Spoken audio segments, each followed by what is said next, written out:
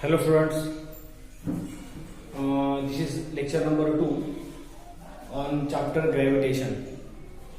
आपण मागच्या लेक्चरमध्ये ग्रॅव्हिटेशन हा जो चॅप्टर आहे तो स्टार्ट केला होता आणि त्यामध्ये आपण gravitation, circular motion and centripetal force हे पॉइंट्स आहेत ते कव्हर केले होते. आणि आता त्यानंतरचा नेक्स्ट पॉइंट जो आहे तो आहे केपलर्स लॉ. हे पॉइंट्स आपण या लेक्चरमध्ये कव्हर करणार आहोत. तर केपलर बद्दल थोडी आपण अगोदर माहिती घेऊया. केपलर हा टायको ब्रहे हा नावाचा जो फेमस सायंटिस्ट ॲस्ट्रॉनॉमर जो होता त्याचा असिस्टंट म्हणून केपलरने थोडे दिवस काम केलं. ह्या टायको ब्रहेचा मृत्यू झाल्यानंतर लगेच त्या टायको ब्रहेच्या जागी केपलरची त्या ठिकाणी केपलरला अपॉइंट केलं आणि मग केपलरने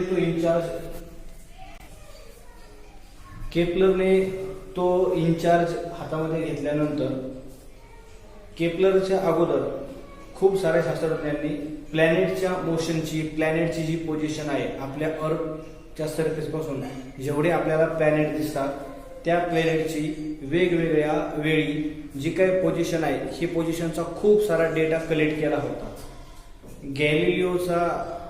गॅलिलिओने दुर्बिणीचा शोध, टेलिस्कोपचा शोध लावेपर्यंत जे काही प्लॅनेट आपल्याला उघड्या डोळ्याने दिसतात त्या प्लॅनेटची सगळी इन्फॉर्मेशन, खूप सारी इन्फॉर्मेशन शास्त्रज्ञांनी कलेक्ट केली होती. गॅलिलिओने ह्या टेलिस्कोपचा, दुर्बिणीचा शोध लावला, त्यामुळं जे काही इन्फॉर्मेशन आहे, जो काही डेटा आहे तो खूप सारा डेटा वाढला आणि हा सगळा डेटा कलेक्ट करून त्या डेटावरती खूप सारा डिटेलमध्ये स्टडी करून केपलरने त्यावरती 3 महत्वाचे नियम, महत्वाचे 3 लॉज मांडले आणि ते लॉज आपण आता या ठिकाणी पाहणार आहोत.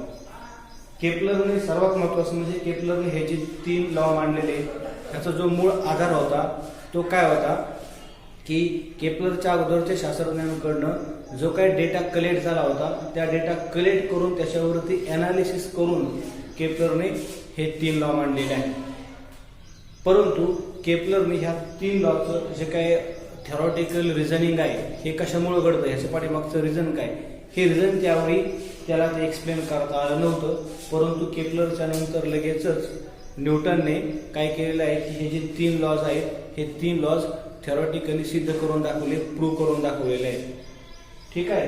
तर मग आता त्यामध्ये लॉ ऑफ ऑर्बिट, केपलरने प्लॅनेटरी मोशनचा स्टडी करून काय सांगितलं की सनच्या कडेला जे प्लॅनेट फिरतात ना ते सगळे प्लॅनेट आहेत ते इलिप्टिकल ऑर्बिटमध्ये फिरतात. लॉ ऑफ ऑर्बिट काय आहे? Elliptical orbit.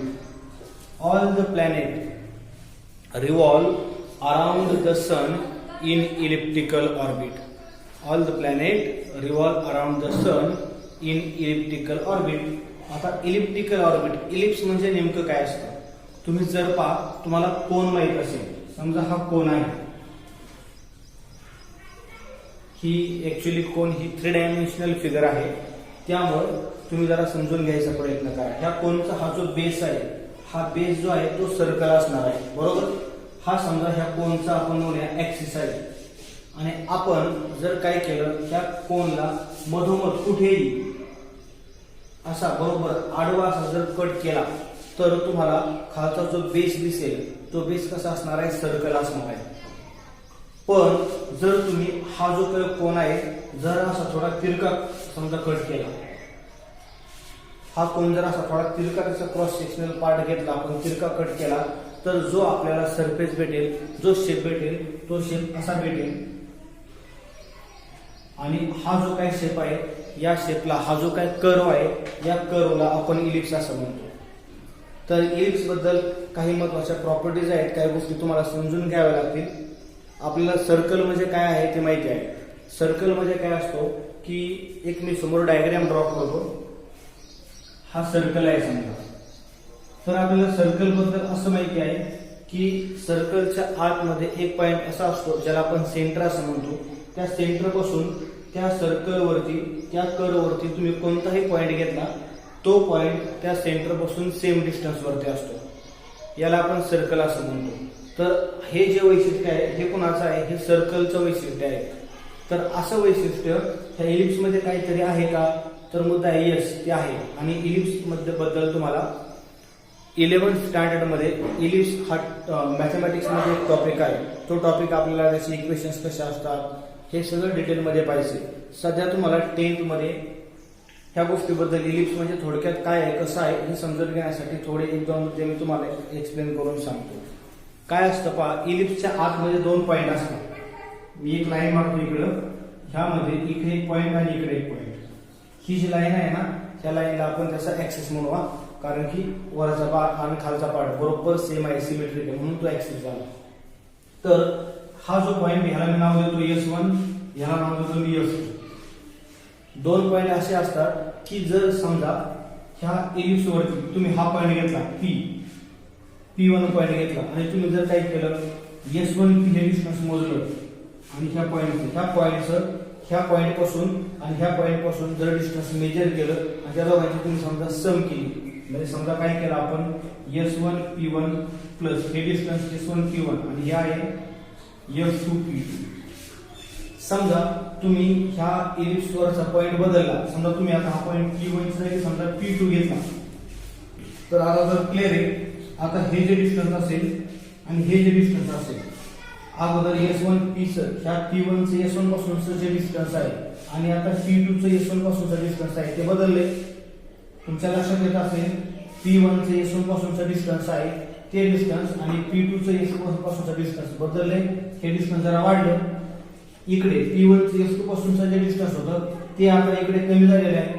पण इथे एक वैशिष्ट्य असं असतं की तुम्ही जर काय केलं ह्या पॉईंटचं इथून डिस्टन्स मेजर केलं आणि इकडून डिस्टन्स मेजर केलं म्हणजे S1 P2 plus S2 P2. हे इथे करेक्शन आहे S1 P1 आणि S2 P1. बघा S1 P1 आणि S2 P1, इथं S1 P2 आणि S2 P2 हे डिस्टन्स सेम असतं. म्हणजे मी थोडक्यात तुम्हाला सांगतो, तुम्ही ह्या इलिप्स वरती कोणताही पॉईंट घेतला त्या पॉईंटचं हे जे 2 पॉईंट त्या इलिप्सच्या आतमध्ये आहेत ना, ह्या 2 पॉईंटला आपण म्हणतो फोकाय. 2 आहेत म्हणून फोकाय. एक पॉईंट ह्याला म्हणायचं फोकस, फर्स्ट फोकस, आणि हा आहे सेकंड फोकस. असे 2 पॉईंट असतात त्यांना आपण फोकस म्हणतो. तुम्ही त्या इलिप्स वरती कोणताही पॉईंट घेतला त्या पॉईंटचं ह्या 2 फोकस पासूनचं जे डिस्टन्स असतं त्यांची तुम्ही सम केली तर ती सम बरोबर सेम येते. समजा हे आहे समजा 3 आणि हे आहे समजा 5. 3 प्लस 5 किती येते 8. समजा हे असेल 4 तर ऑटोमॅटिकली हे पण 4 बनणार. 4 प्लस 4 किती येणार 8. फायनली तुम्हाला इलिप्स बद्दल इन्फॉर्मेशन समजली असेल. इलिप्सच्या आतमध्ये असे 2 पॉईंट असतात. त्या 2 पॉईंटला आपण फोकस असं म्हणतो. त्या 2 पॉईंट पासून त्या इलिप्स वरती आपण कोणताही पॉईंट घेतला त्या पॉईंटचं त्या 2 पॉईंट पासूनचं जे डिस्टन्स आहे त्यांची सम ही नेहमी काय असते कॉन्स्टंट असते. याला इलिप्स असं म्हणतात. ठीक आहे. तर आता सध्या केप्लर्स फर्स्ट लॉ आहे. तो केप्लर फर्स्ट लॉ काय आहे, जे काय प्लॅनेट्स असतात ते सगळे प्लॅनेट जे प्लॅनेट आपल्या सनच्या कडेला फिरतात ना ते सगळे प्लॅनेट सनच्या कडेला इलिप्टिकल ऑर्बिट मध्ये फिरतात आणि सन जो असतो त्या इलिप्सच्या 2 फोकस पैकी कुठल्या तरी एका फोकसला असतो. सन दोन्ही फोकसला तर पॉसिबल नाही, सन तर एकच आहे. म्हणजे कसं की समजा हा इलिप्स आहे, समजा तुमचा सन इथं असेल, हा सन हा कोणत्या ठिकाणी आहे बरोबर फोकसच्या ठिकाणी आहे. यस हा सिंबल आहे फोकसचा. आणि हे जे असतात प्लॅनेट असे बरोबर काय करणार आहे इलिप्टिकल ऑर्बिट मध्ये फिरणार आहे. तर स्टेटमेंट लक्षात ठेवा. मी परत फायनली तुम्हाला स्टेटमेंट सांगतो. All the planets revolve around sun in elliptical orbit. This is the Kepler first law. केप्लरने हा जो फर्स्ट लॉ आहे प्लॅनेटची वेगवेगळी जी काही पोझिशन्स आहेत ती पोझिशन्स ऑब्झर्व करून त्यांनी हे स्टेटमेंट मांडलेलं आहे आपल्या समोर. ठीक आहे. This is the Kepler's first law which is called law of orbit. याला लॉ ऑफ ऑर्बिट असं म्हणतात. सेकंड लॉ त्यांनी कशाबद्दल सांगितलेलं आहे, सेकंड लॉ सांगितलंय एरियल व्हेलॉसिटी. आता इथं वर्ड आलेला आहे व्हेलॉसिटी. व्हेलॉसिटी म्हणजे स्पीड. तर स्पीड कसं असतं पहा, काहींना असं वाटेल, काहींचा कदाचित असा समज असू शकतो. मी परत एकदा डायग्राम ड्रॉ करतो. हे पहा, हा इलिप्स आहे. समजा हा इथं यस यस म्हणजे फोकस, तुम्ही त्याला सन म्हणू शकता. सन हा फोकसच्या ठिकाणी आहे. समजा सुरुवातीला तो प्लॅनेट आहे इथं ए या ठिकाणी आहे आणि तो थोड्या वेळाने बी या ठिकाणी गेला. म्हणजे समजा प्लॅनेट ए पासून बी पर्यंत जाण्यासाठी काहीतरी वेळ लागलाय. आपण असं समजू 1 दिवस लागलेला आहे. तर एका दिवसामध्ये त्या प्लॅनेटने ए पासून बी पर्यंत डिस्टन्स कव्हर केले. एवढं डिस्टन्स कव्हर केले बघा. प्लॅनेट ह्या ट्रॅकने मूव्ह होतोय ना, हे डिस्टन्स कव्हर केले. आता समजा प्लॅनेट या ठिकाणी आहे, सी या ठिकाणी आहे, बरोबर.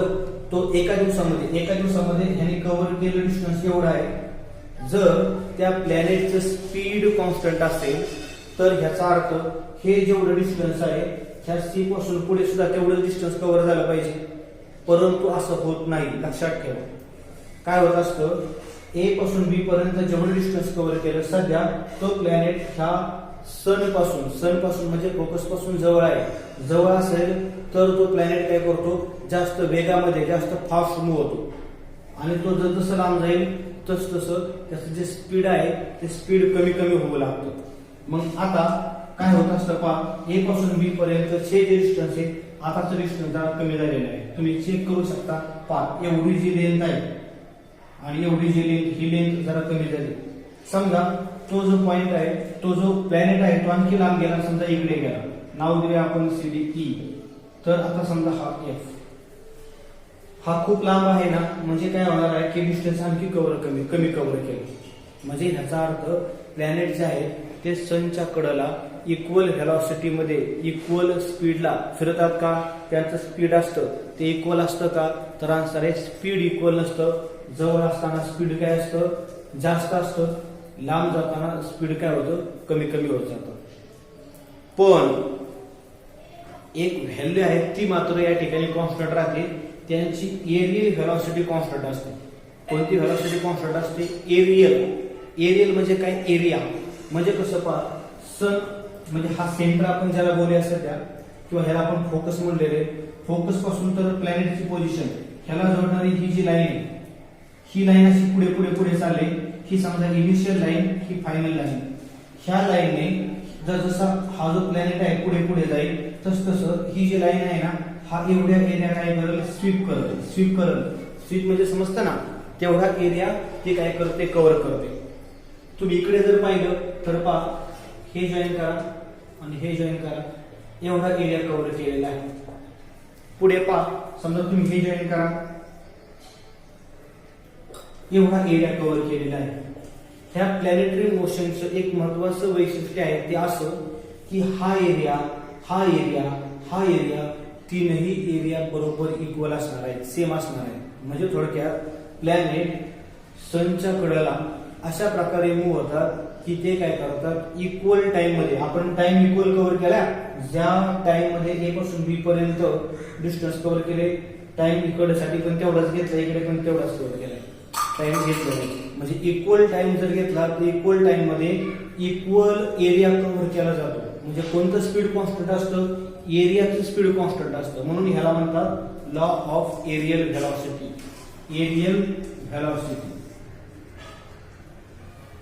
इकडल्या केसमध्ये त्या प्लॅनेटची व्हेलॉसिटी म्हणजे स्पीड सेम राहत नाही, त्याची एरियल व्हेलॉसिटी, एरिया कव्हर करायचं स्पीड सेम राहतं.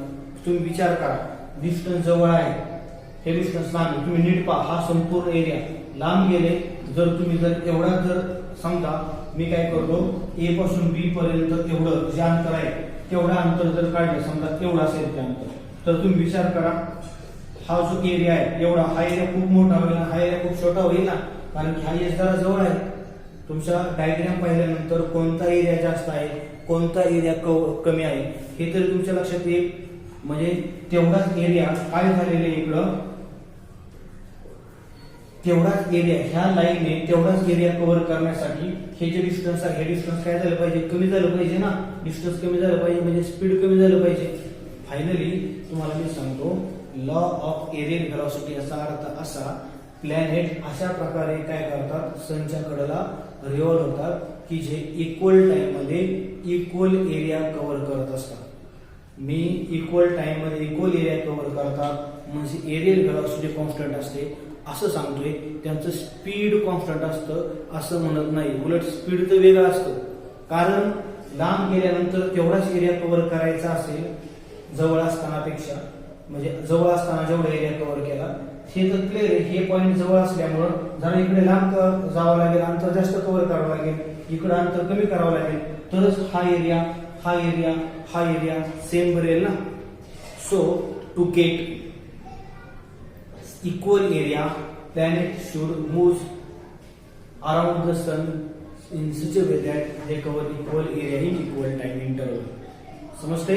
म्हणजे फायनली हा जो सेकंड स्टेटमेंट आहे ते कम्प्लीट झालं. कुणी एरिया इक्वल कव्हर केलेला आहे ह्या लाईन, काय म्हणायचं, द लाईन जॉईनिंग. लाईन कोणाला जॉईन करते, फोकस. तुम्ही थोड्या वेळासाठी इकडे सेंटर पण म्हणू शकता. लाईन जॉईनिंग फोकस टू काय आहे, पोझिशन ऑफ प्लॅनेट, प्लॅनेटची पोझिशन. प्लॅनेटची पोझिशन आणि फोकस ह्यांना जोडणारी जी लाईन आहे ती लाईन काय करते, स्वीप. स्वीप म्हणजे कव्हर करणे. Sweep equal area in equal time. Finally statement मी आता तुम्हाला सांगतो. हे स्टेटमेंट तुम्ही लक्षात ठेवायचे. स्टेटमेंट असं आहे, the line joining focus and position of the planet at given instant strips equal area in equal time interval. This is the statement number 2. ह्या आताच्या स्टेटमेंट मध्ये तुम्हाला इलिप्स काय असतं, नंतर एरियल व्हेलॉसिटी काय असते, बरोबर स्पीड सेम असतं का, हे 3 पॉईंट तुम्हाला क्लिअरली लक्षात आले पाहिजे. जे तुम्ही पाहता तुम्हाला वाटतं हे सिंपल आहे, परंतु थोडा विचार करायचा. इकडे व्हेलॉसिटी कॉन्स्टंट राहते का, प्लॅनेटची स्पीड कॉन्स्टंट राहतं का, तर नाही. काय कॉन्स्टंट राहतं, एरिया कव्हर करायचं, एरिया स्वीप करायचं जे स्पीड आहे, म्हणजे इक्वल टाइम मध्ये इक्वल एरिया कव्हर केला जातो. मग इक्वल टाइम मध्ये इक्वल एरिया कव्हर करण्यासाठी प्लॅनेट जवळ असेल तर त्याने जास्त डिस्टन्स कव्हर केलं पाहिजे, प्लॅनेट लांब जावं लागला तर कमी डिस्टन्स कव्हर केलं पाहिजे. म्हणजे हे क्लिअर आहे. जसं जवळून लांब जाईल तसं स्पीड कमी कमी होत जातं, जवळ येऊ लागला तर स्पीड वाढत जातं. तर this is the law of areal velocity. आता सेकंड लॉ कम्प्लीट झाला. आता लॉ नंबर 3 आहे, त्याला म्हणतात law of period. Law of period. Period म्हणजे काय असतं, पिरियड सिंबल, पिरियडचा सिंबल आहे टी. तर समजा प्लॅनेट या ठिकाणी आहे, ती त्या प्लॅनेटची सध्याची पोझिशन आहे. हा प्लॅनेट एक कम्प्लीट रिव्हॉल्युशन इथं कव्हर झालं. एक कम्प्लीट रिव्हॉल्युशन पूर्ण होण्यासाठी जो टाइम लागेल त्या टाइमला आपण पिरियड असं म्हणतो. Time taken by planet to complete 1 revolution is called period. समजतंय? सो पिरियड म्हणजे एक रिव्हॉल्युशन पूर्ण होण्यासाठी जो वेळ लागला त्याला आपण पिरियड असं म्हणतो. तर समजा आपण आणखी ही समजा सन आहे, हा एक प्लॅनेट आहे. समजा दुसरा प्लॅनेट घेतला, तो जरा आपल्या ह्या सन पासून जरा लांबून फिरतोय, लांब म्हणजे इकडे, तर त्याचा जो इलिप्टिकल पाथ असेल तो इलिप्टिकल पाथ असा असेल. तुमच्या एवढं जर लक्षात येत असेल की ह्या प्लॅनेटने जेवढं डिस्टन्स कव्हर केलेलं आहे, ह्या प्लॅनेटला जे डिस्टन्स कव्हर करायचे ते डिस्टन्स जास्त कव्हर करायचे. म्हणजे ह्या एस पासून ह्या फोकस पासूनचं जे अंतर आहे, अंतर जर वाढलं तर त्याला एक रोटेशन कंप्लीट करण्यासाठी जो टाइम लागतो, ज्याला आपण पिरियड असं म्हणलेले, तो पिरियड पण वाढतो. बरोबर ना? मग हे तर महत्वाचं स्टेटमेंट आहे. काय म्हणणं आहे केपलरचं, हा जो टी आहे, टी म्हणजे पिरियड वाढतो. केव्हा वाढतो, जर त्या प्लॅनेटचं कोणापासूनचं अंतर, फोकस पासूनचं, सेंटर पासूनचं अंतर जर वाढलं तर काय वाढतो, पिरियड वाढतो. तुम्हाला एक मॅथमॅटिकली जरा काही गोष्टी समजून घेतल्या पाहिजेत. मी एक स्टेटमेंट सांगतो अगोदर, थोडं मॅथमॅटिकली कॉन्सन्ट्रेट करा. आपल्याकडे असं आहे, ए is directly proportional to be. हे वाचताना आपण असं वाचतो, ए is directly proportional to be. ह्याचं मिनिंग आहे, ए आणि बी ह्या दोन क्वांटिटी आहेत. ए ची व्हॅल्यू वाढली तर बी ची व्हॅल्यू सुद्धा वाढते. जर ए ची व्हॅल्यू वाढली त्यामुळे बी ची व्हॅल्यू वाढत असेल तर आपण असं म्हणतो ए आणि बी ह्यामध्ये डायरेक्टली प्रोपोर्शनल आहे.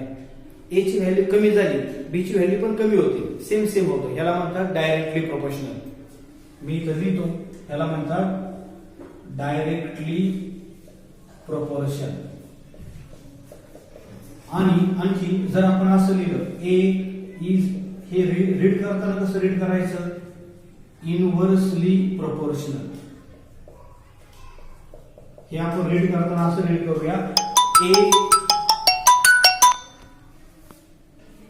हे आपण रीड करताना असं रीड करूया, ए is inversely proportional to be.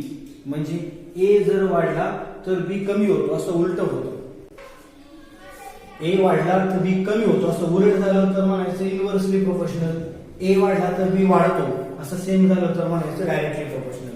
तर मग ह्या केपलरने त्याच्याकडे जी इन्फॉर्मेशन आहे त्या इन्फॉर्मेशनच्या साहाय्याने त्यांनी काय सांगितलं, statement important, T square is directly proportional to R cube.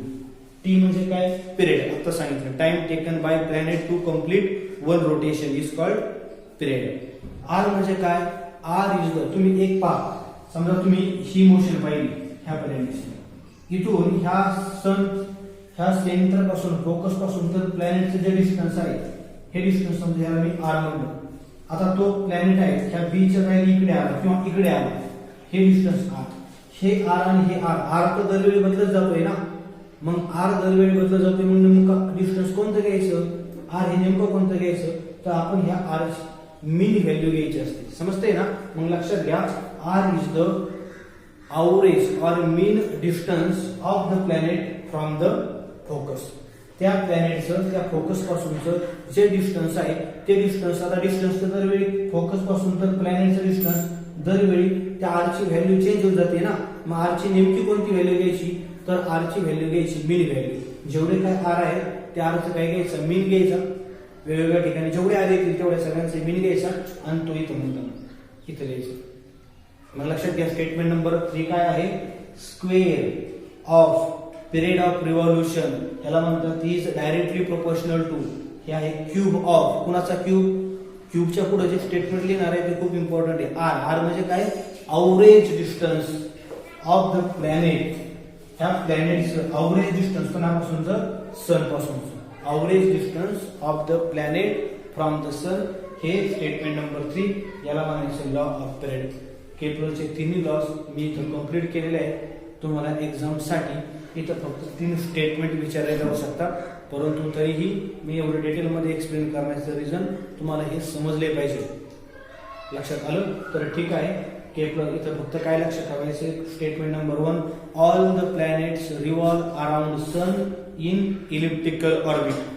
Finish. What is this, planet revolve around the sun in such a way that they cover equal area in equal time. असं लिहिलं तरी चालेल, किंवा दुसरं alternative statement मी सांगतो, line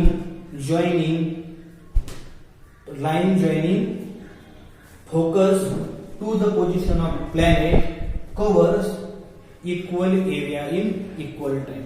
कोणते statement चालेल. And third number, square of period of revolution is directly proportional to cube of mean distance of the planet from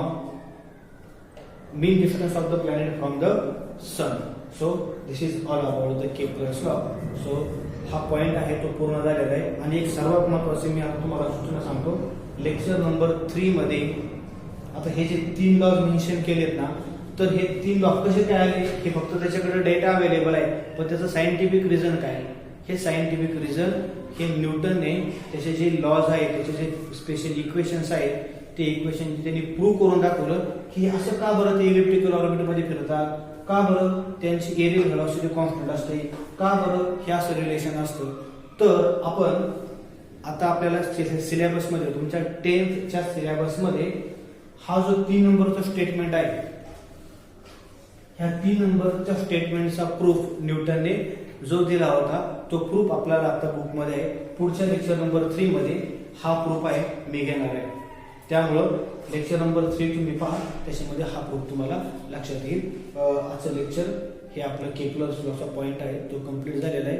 मी पुन्हा एकदा सांगतो, मला तुम्हाला जर कन्सेप्ट जर चांगले समजत असतील तर हा चॅनल तुम्ही काय करा, सबस्क्राईब करा. आणि तुमचे जे कोण फ्रेंड्स वगैरे असतील, जर कोण रिलेटिव्ह वगैरे असतील तर त्यांना ही जी लिंक आहे किंवा हा जो व्हिडिओ आहे तो जास्तीत जास्त शेअर करा आणि त्यांनाही चॅनल सबस्क्राईब करायला सांगा, की जेणेकरून तुम्हाला जे नवीन व्हिडिओ मी बनवणार आहे नोटिफिकेशन भेटेल आणि तुम्हाला तो लगेच व्हिडिओ पाहता येईल. ठीक आहे, तर मी हे लेक्चर थांबवतो. नेक्स्ट लेक्चर नंबर 3 साठी तयार आहोत.